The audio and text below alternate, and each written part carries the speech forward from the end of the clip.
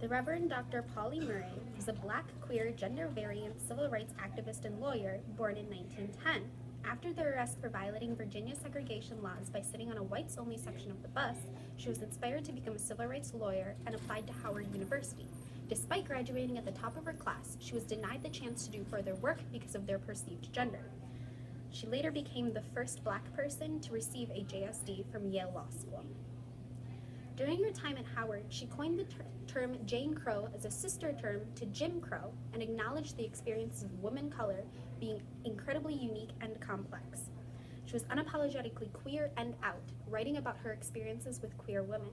There's also evidence that Dr. Murray was gender variant.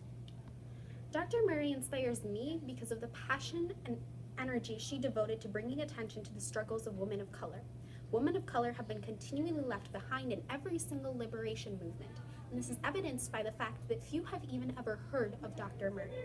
The work that those who have come before me have done inspires me to continue to fight for my liberation as an East Asian femme of color and for the liberation of my sisters. We've been lacking in the steps we have taken as a SAGE to support the youth of color, but we're making it our goal as a SAGE to support racial justice for the future.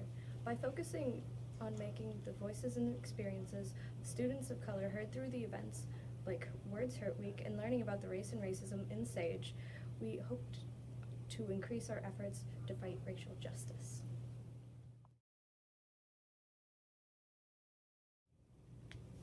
White people are often in a position of power that people of color do not have. As a white person, you can use that power, that privilege, to elevate the person of color's voices without speaking over them, to give them the racial justice that they need.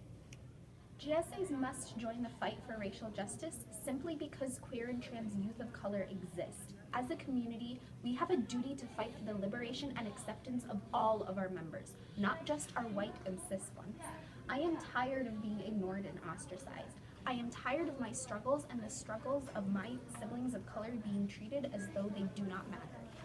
We matter.